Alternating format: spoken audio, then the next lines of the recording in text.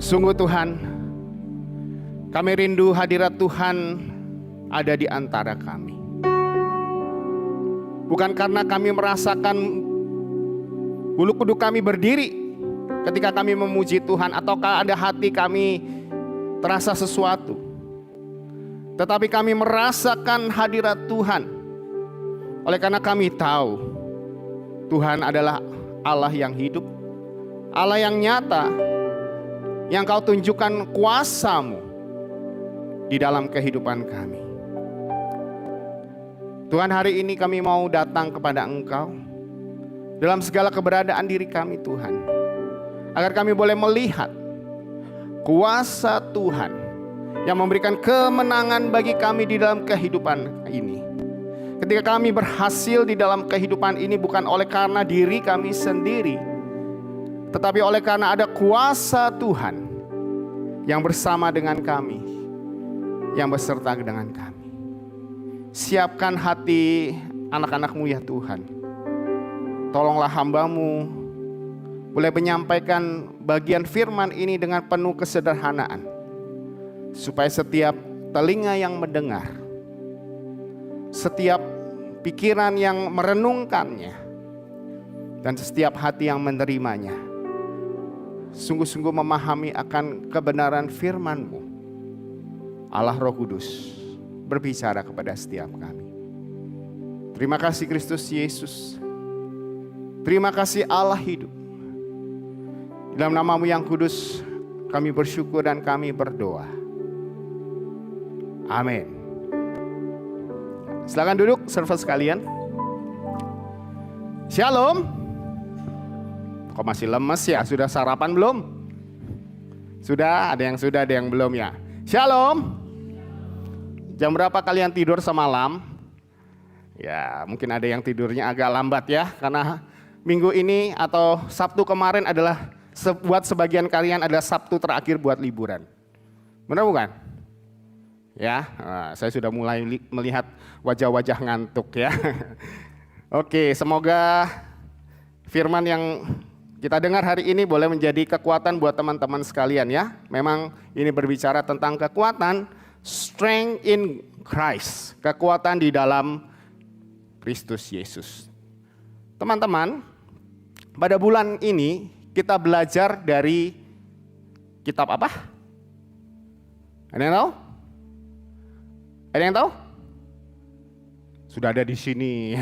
Kitab apa? Saya nggak dengar nih. Ya, jangan-jangan saya sendiri yang di ruangan ini. Dari kitab apa? Kitab Filipi. Ya. Minggu yang lalu Cigebi sudah membahas dari Filipi berapa? Lupa ya. Karena liburan sebagian yang SMP SMA belum catat-catat kitab ya, catat-catat khotbah. Jadi lupa ya. Minggu yang lalu ya sudah berbicara tentang apa? Ada yang ingat nggak? Atau harus saya ingatkan kembali? Tentang sukacita. Filipi 4 ayat 4 berkata, bersukacitalah senantiasa. Sekali lagi aku berkata, bersukacitalah. Ya. Hari ini kita berbicara tentang hal yang lain, ya. Masih dalam Filipi pasalnya yang keempat. Dan rekan-rekan, kitab Filipi, ya teman-teman sekalian, kitab Filipi ini adalah kitab yang unik. Ya. Mengapa unik?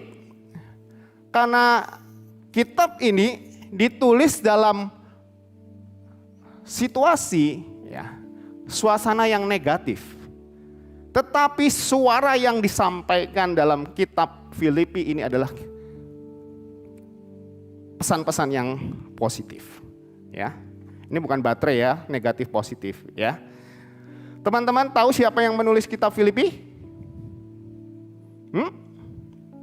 Siapa yang menulis kitab Filipi?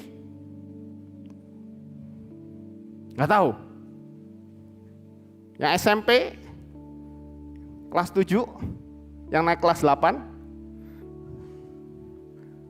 Wah, saya tanyain nanti lause-lause sekolah minggunya ya kalau nggak tahu siapa yang nulis kitab Filipi ini ya. Siapa yang nulis kitab Filipi? Saya seneng sayup-sayup di sini Paulus. Itu dulu murid sekolah minggu saya. Ya. Yang menulis ini adalah Rasul Paulus. Teman-teman tahu ketika Rasul Paulus menulis surat Filipi ini adalah surat yang Rasul Paulus tuliskan kepada jemaat di kota Filipi. Apakah dia sedang ada duduk di kafe ya, dengan laptopnya dia mengetak-ketik sambil minum americano? Ataukah dia sedang ada di pinggir pantai melihat suasana pantai yang indah? Bukan, teman-teman. Paulus ada di dalam penjara. Dia ada di dalam terali besi. Ya. Tetapi di dalam penjara yang gelap, dingin. Ya. Mungkin ada tikus yang lewat, ada kecoa. Paulus tidak berkata, aku sengsara, kasihan deh gue. Ya. Tetapi Paulus berkata kepada jemaat di Filipi. Tadi apa? Filipi 4 ayat 4. Bersukacitalah.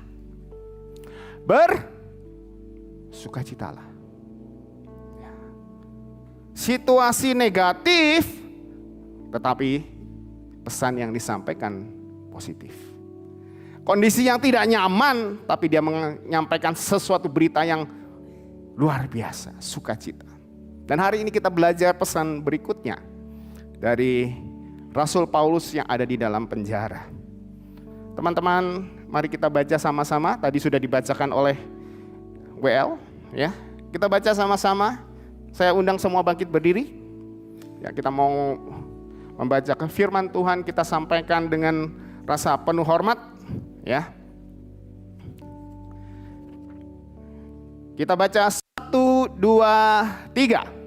Segala perkara dapat kutanggung di dalam Dia yang memberikan kekuatan kepadaku.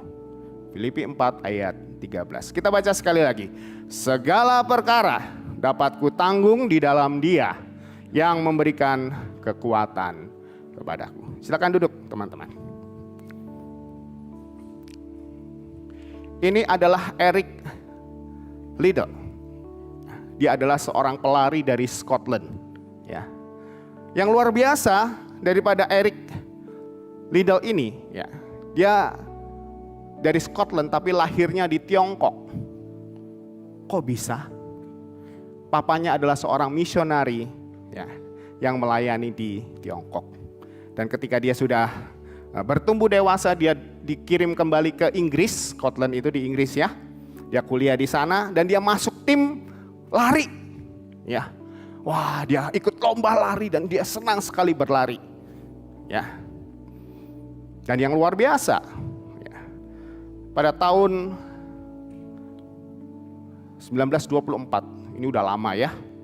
Mungkin zaman emak engkong kalian. Ya. Bahkan mungkin buyut kalian, ya. Dia memenangkan medali emas Olimpiade Paris 1924. Yang menarik, teman-teman, bahwa kisah menerima akan medali emas itu bukan kisah yang biasa-biasa. Eric Liddell ini sesungguhnya dia adalah pelari khusus, pelari jarak pendek, ya. Pelari cepat jarak pendek 100 meter. Ya. Dari babak penyisian, maksudnya penyisian sebelum Olimpiade, ya. Dia nomor yang dia tekuni itu adalah 100 meter. Ya, lari cepat. Dan rupanya entah bagaimana, ya, panitia Olimpiade menyusun akan pertandingan, dan pertandingan 100 meter diadakan di hari Minggu. Lalu apa yang Eric Liddell katakan? Wah, nggak apa-apa, ini seumur hidup belum tentu nih ikut Olimpiade. Ya udahlah, ya, saya ikut saja. Apakah demikian, teman-teman? Ya, mungkin sebagian teman-teman, hari ini ada sepeda santai, nggak usah ke Youth dulu deh. Nanti ikut saja online gitu, ya. Eric Liddell tidak mengatakan demikian. Ya. Bukan karena zaman itu belum ada online, ya, teman-teman, ya. Tetapi karena dia punya prinsip bahwa hari Minggu adalah hari Sabat, hari Tuhan, dia bilang, sorry, ya, saya nggak akan ikut pertandingan. Ya, karena hari Sabat adalah hari untuk Tuhan dan saya menghormati hari Tuhan. Lalu kemudian, ya, karena keputusannya ini orang-orang menuju, kamu mah fanatik, ya, cuma lari gitu aja kok, seumur hidup belum tentu sekali. Ya, tapi dia bilang enggak. Ya. Banyak orang yang mengkritik, ya, bahkan mungkin mengejek dia. Dan sebagai gantinya, akhirnya dia mengambil lari 400 meter, lari yang lebih jauh. Ya. Biasanya kalau orang lari 400 dengan lari 100 itu lebih gampang, ya. Karena apa? Staminanya mungkin gak perlu sebanyak lari 400 meter. Maka kemudian Eric Liddell, dia bilang saya ambil. Dan kemudian dia berlari. Akhirnya dia mendapatkan medali emas. Selesai dia mendapatkan medali emas dan kemudian dia mendapatkan juara begitu ya. Di situ dia diwawancara dan dia berkata, ini perkataan yang dia katakan. Tuhan memberi kecepatan ketika aku berlari dan aku merasakan akan hadiratnya. Tuhan memberiku kecepatan ketika aku berlari dan aku merasakan kehadirannya. Teman-teman, kemenangan daripada Eric Liddell bukan sekedar kemampuan dari dia berlatih sekian lama, tetapi dia sadar bahwa kecepatan dan kekuatan yang dia miliki itu bukan berasal dari dirinya sendiri, tetapi berasal daripada Tuhan yang dia percayai. Dan server sekalian, seperti halnya Eric Liddell, seharusnya kita sebagai anak-anak Tuhan, kita menyadari di dalam segala keberadaan kita bahwa kekuatan yang kita miliki, ya, bukanlah karena kita hebat, tetapi sebagai anak-anak Tuhan, kekuatan yang kita miliki itu semua oleh karena Kristus. Menjadi pertanyaan adalah bagaimana kekuatan Kristus itu boleh menjadi kekuatan kita, boleh nyata di dalam kehidupan kita. Yang pertama, kita harus menyadari bahwa kekuatan yang sejati bukanlah berasal dari diri kita sendiri, tetapi berasal dari Kristus. Seperti yang saya bilang tadi bahwa Paulus ketika menulis surat ini bukan dia berada di dalam keadaan yang nyaman, keadaan yang senang, tetapi di dalam keadaan yang sulit. Keadaan yang tidak mengenakan. Dia ada di dalam penjara. Namun demikian di dalam kondisi ini, ya, Paulus menuliskan di dalam bagian yang lain di Filipi, dia berkata, aku berusaha belajar di dalam boleh menerima segala sesuatu di dalam segala keadaan. Ya. Baik di dalam kekurangan maupun di dalam kelebihan. Karena itu Paulus berkata, segala perkara dapat kutanggung di dalam Dia yang memberikan kekuatan kepadaku. Kata dapat ditanggung, rekan-rekan, menunjukkan kemampuan untuk menanggung beban dan daya tahan yang begitu kuat. Ya, coba bayangkan seorang Paulus, ya, berada di dalam penjara, ya, kondisi yang tidak enak. Dia bisa berkata, bersukacitalah. Ya, luar biasa bukan?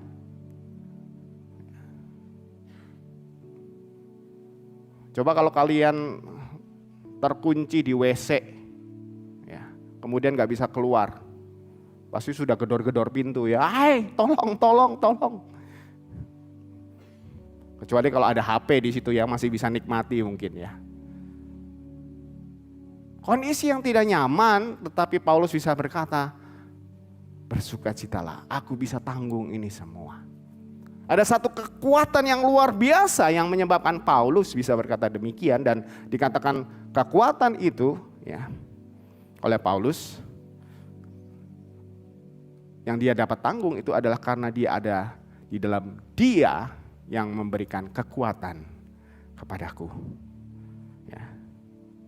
Dia mendapatkan kekuatan bukan dari dalam dirinya sendiri, tetapi kekuatan dari luar. Ya, kata dia memberikan kekuatan, artinya kekuatan bukan dari dia sendiri. Ya. Dan kekuatan itu dari Dia, Yesus Kristus, yang menjadi Tuhan dan Juru Selamatnya. Jadi rekan-rekan, Paulus di sini dikatakan bahwa Paulus mengakui bahwa kekuatannya bukan karena kekuatan dirinya sendiri, ya, tetapi karena Kristus yang memberikan kekuatan itu kepadanya. Hari ini mungkin saya memberikan tokoh-tokoh Kristen yang jarang kalian dengar, tetapi sekarang ini zaman internet, kalian nanti bisa search lebih lengkap data-data orang tadi, ya, atau orang yang berikut ini. Berikutnya saya mau memperkenalkan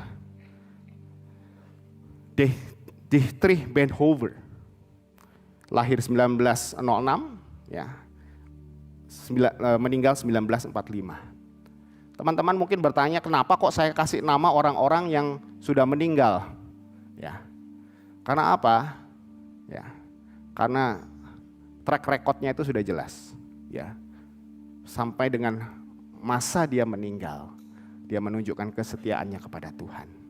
Siapa ini Dietrich Bonhoeffer? Dietrich Bonhoeffer adalah seorang pendeta muda, ya, dari Jerman. Kita lihat kalau dia meninggal umurnya 39 tahun. Dietrich Bonhoeffer lahir dan besar, ya, dan meninggal di zaman Perang Dunia Kedua. Ya, dan kita tahu, ya, pada masa Perang Dunia Kedua apa yang terjadi di Jerman? Ya, siapa penguasa Jerman? Hitler. Ya, Hitler dengan dua kumisnya yang pendek itu, ya. Kalau yang nggak tahu deh umur apa kalian yang tahu, ini kalian nggak tahu, ya.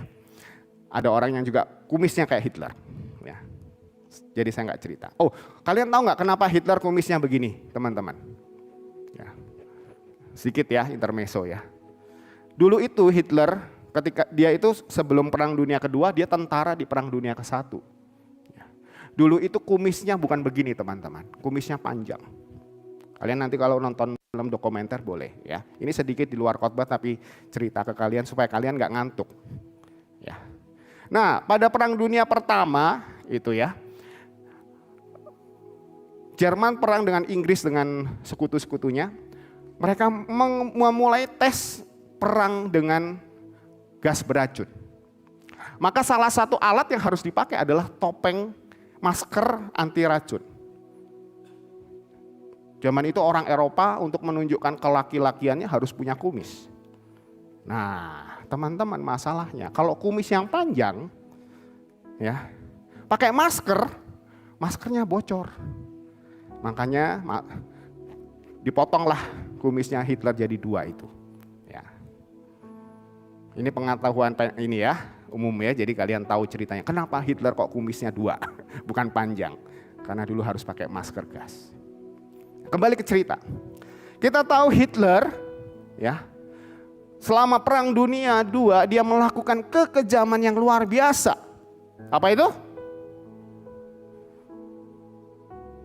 Dia menangkap, dia memasukkan orang-orang Yahudi ke kamp konsentrasi. Ya. Dan menurut catatan 6 juta orang Yahudi mati pada zamannya. Di dalam kekejaman yang demikian, Dietrich Bonhoeffer sebagai seorang pendeta, sebagai anak Tuhan merasakan ketidakadilan yang terjadi dan dia mengatakan Hitler bukan pemimpin yang baik yang menentang Hitler. Sekalipun banyak orang yang mendukung Hitler. Dan kemudian apa yang terjadi? Karena dia menentang Hitler, dia ditangkap, dia dimasukkan ke dalam penjara. Dan dia akan dijatuhi hukuman mati. Tetapi di tengah-tengah hukuman yang akan dia hadapi itu, Dietrich Bonhoeffer berkata demikian. Hanya di dalam Kristus aku menemukan kekuatan untuk berdiri. Dia mengalami hukuman gantung. Teman-teman tahu ya, kalau hukuman gantung kan harus berdiri dulu ya. Nah, di situ dia bisa berdiri dengan kuat dan siap menghadapi hukuman gantung. Teman-teman, dalam kemanusiaannya Bonhoeffer takut nggak? Pasti takut, ya. Siapa yang nggak takut akan mengalami hukuman mati? Ya. Orang kalau tahu dia akan mati, pasti dia takut.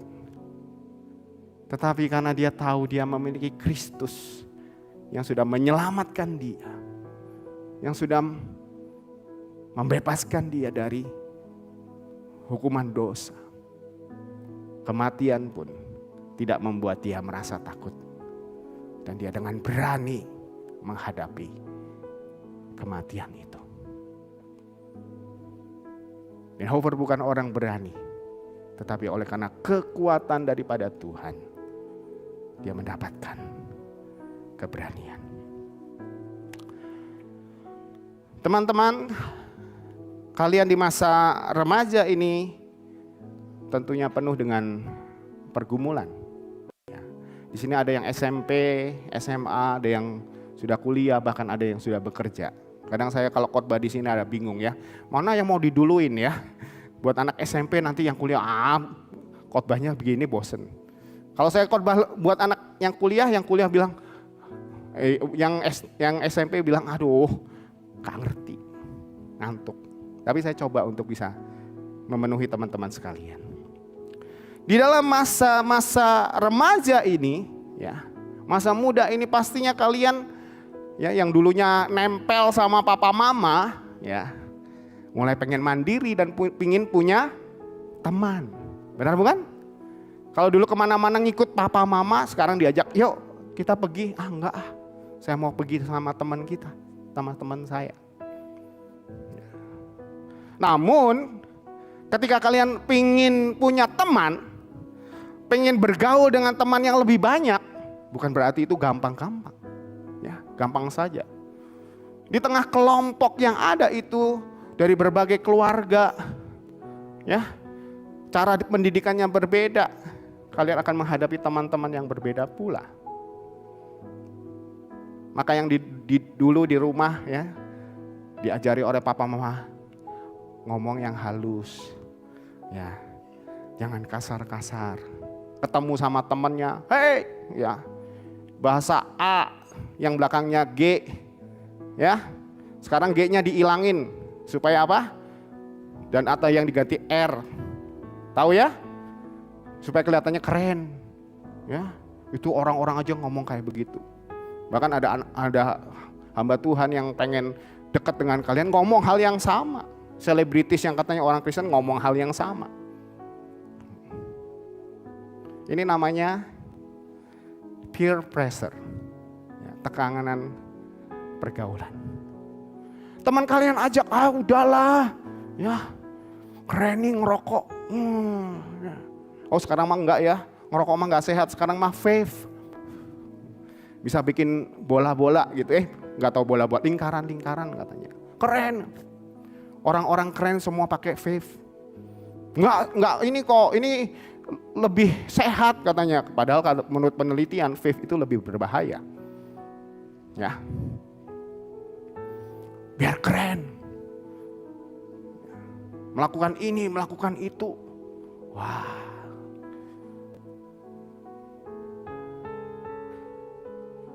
Saya beberapa waktu ini menangani beberapa konseling berkaitan dengan anak-anak remaja. Ya.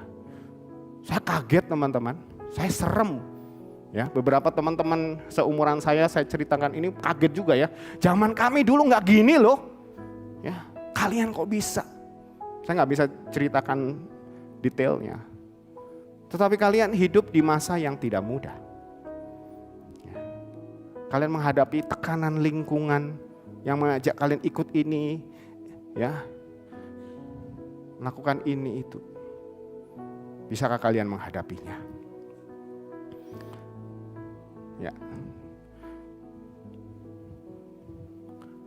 Ada juga bullying. Ya. Orang yang merasa dirinya lebih hebat dari yang lain, ya, merendahkan kalian. Ya. Dan kadang ini membuat kita menjadi minder, merasa kita bukan siapa-siapa.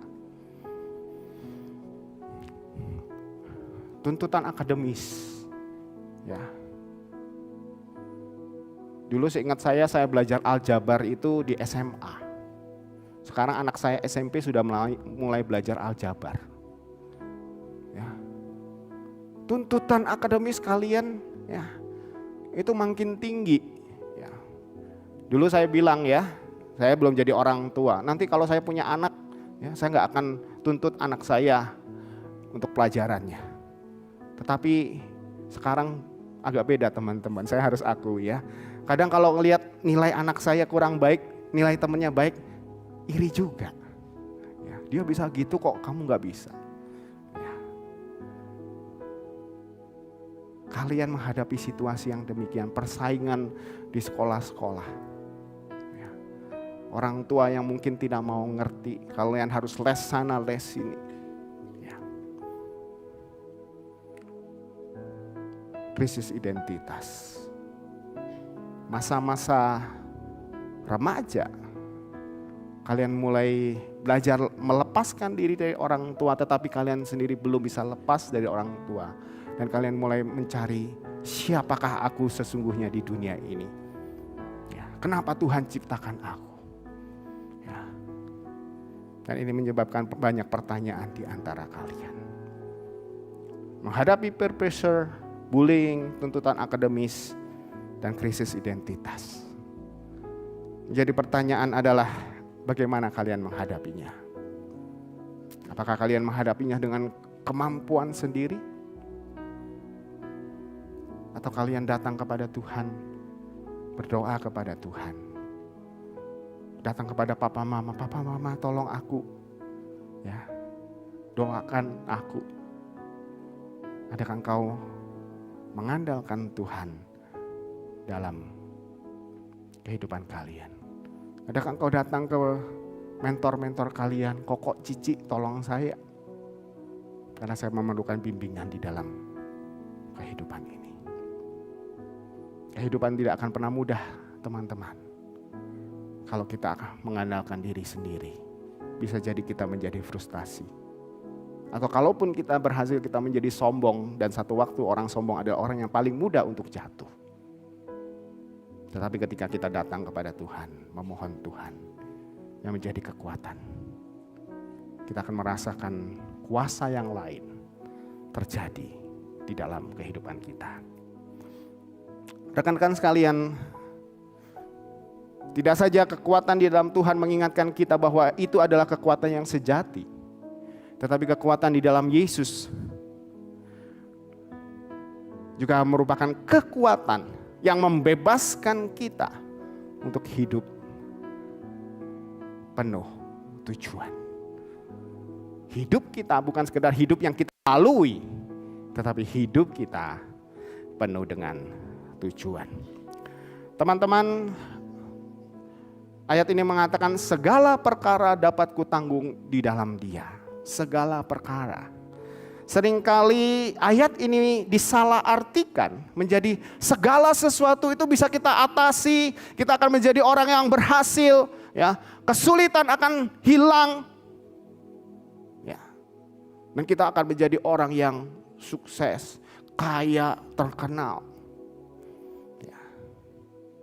Tetapi sesungguhnya bukan hal itu yang terjadi, teman-teman.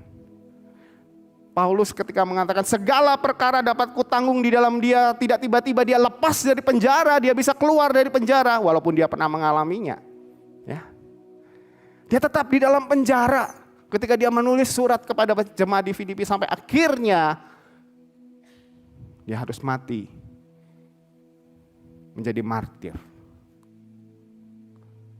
Teman-teman, ketika dikatakan segala perkara di sini, bukan berarti kalian akan menjadi juara kelas, menang lomba, kerja sukses, dapat gaji 1 M, 1 T gitu ya. Tapi rupiah atau dolar Zimbabwe. Ya. Bukan US dollar ya, itu mah kegedean. Bukan itu maknanya.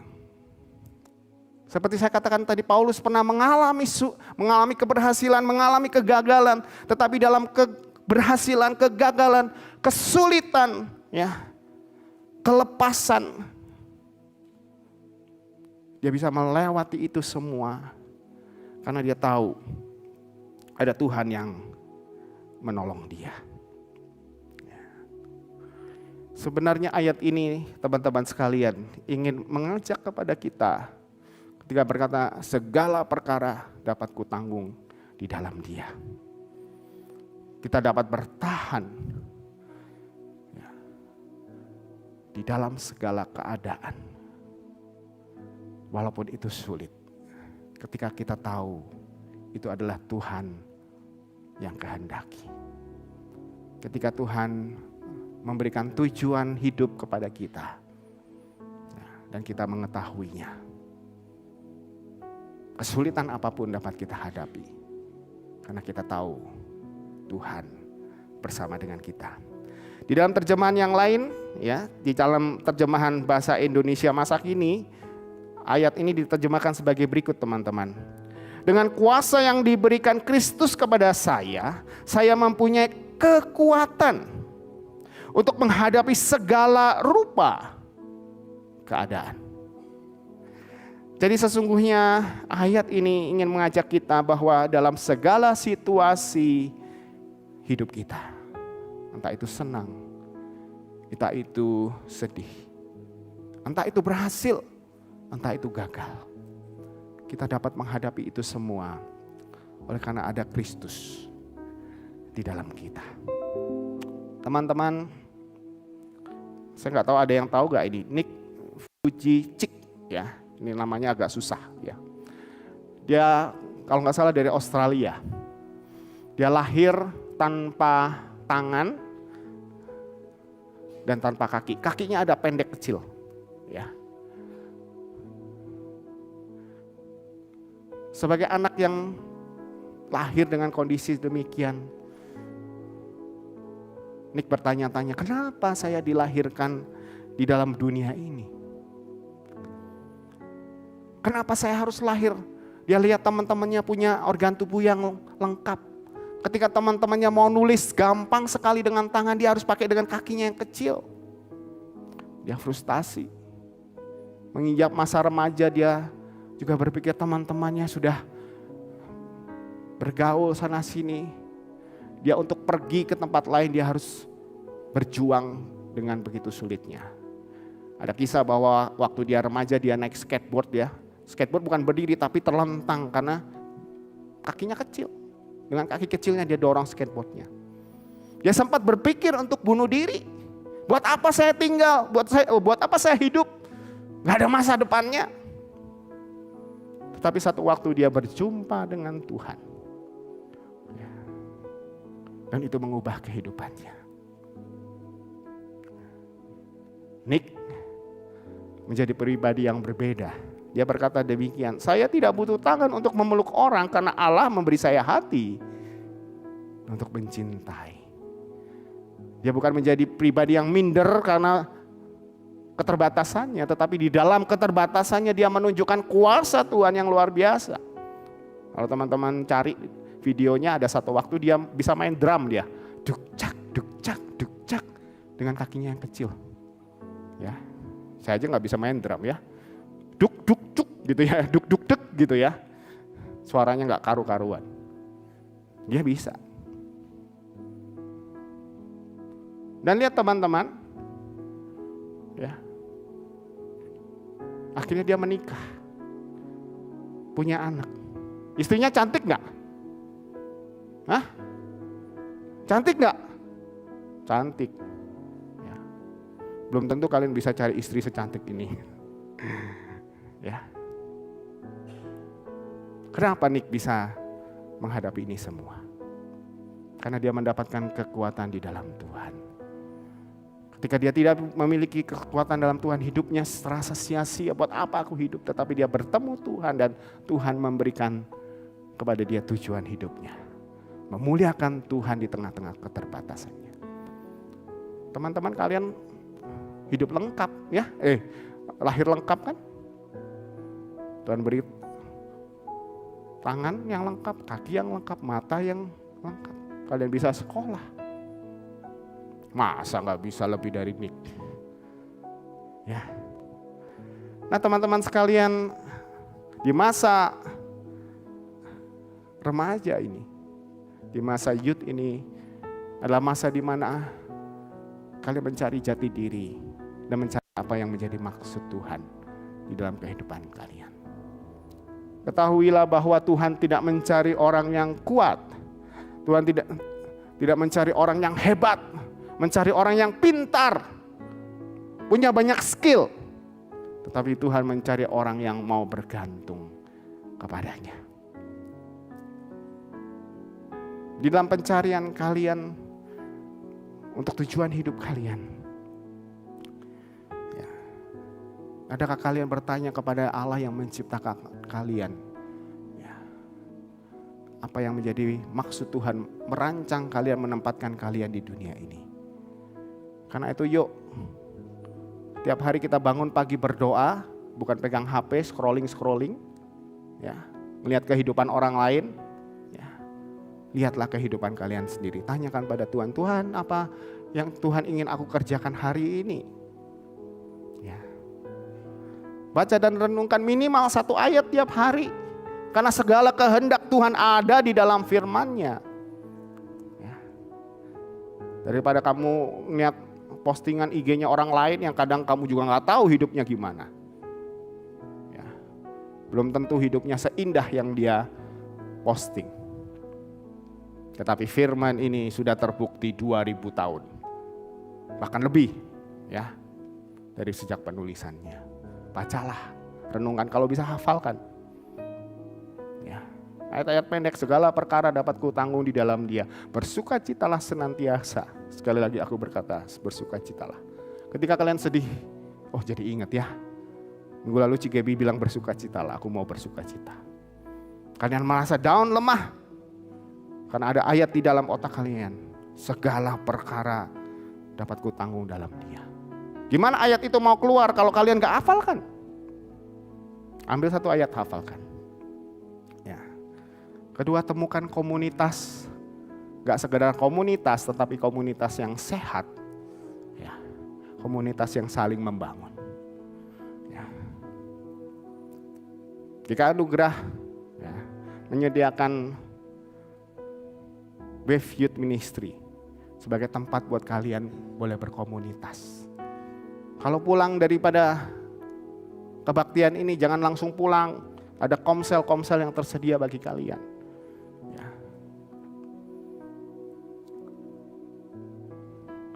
Pergaulan yang baik menjadi berkat.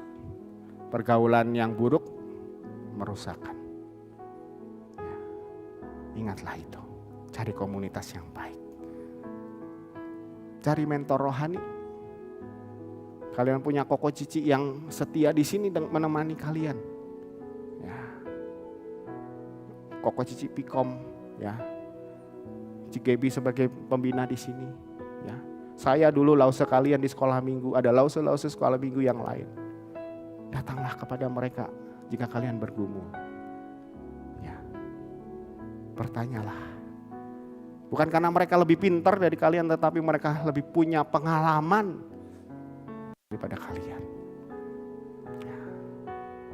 Datanglah. Karena Tuhan menyediakan mereka. Ya. Agar kalian mendapatkan tuntunan di dalam kehidupan ini. Kekuatan yang sejati datang bukan dari siapa kita, tetapi siapa yang ada di dalam diri kita. Dan Yesus tidak sekedar memberikan kekuatan, tetapi Ia sendirilah kekuatan itu. Pertanyaannya adalah, maukah kalian memiliki akan kekuatan itu? Saya undang sekali lagi kita bangkit berdiri. Kita Kita mau nyatakan ini dengan sungguh-sungguh bahwa kekuatan kita bukan adalah kekuatan kita. Kekuatan kita adalah dari Tuhan dan segala perkara itu kita dapat tanggung karena kita memiliki Yesus Kristus yang menjadi kekuatan bagi kita. Mari teman-teman kita baca sekali lagi bagian ini. 2, 3. Segala perkara dapat kutanggung di dalam Dia yang memberikan kekuatan kepadaku. Mari kita berdoa. Kristus Yesus, sungguh kami memerlukan Engkau dalam kehidupan kami. Karena tanpa Engkau, kami tidak sanggup menghadapi pergumulan yang ada dalam hidup ini. Ya Tuhan, kiranya sejak masa muda kami Tuhan, kami boleh mencari Engkau. Bukan mencari keinginan diri kami sendiri, tetapi mencari apa yang menjadi maksud Tuhan bagi kehidupan kami. Kami bersyukur kalau Tuhan menyediakan orang-orang dewasa yang boleh membimbing kami. Karena itu Tuhan tolonglah kami. Kami boleh dipertemukan dengan mereka yang menolong kami menemukan apa yang menjadi kekuatan, menjadi rencana Tuhan dalam kehidupan kami masing-masing. Tuhan, hari ini juga kami akan menerima perjamuan kudus. Tuhan tolong kami, Tuhan kuatkan kami. Dalam Kristus Yesus, kami bersyukur dan berdoa. Amin.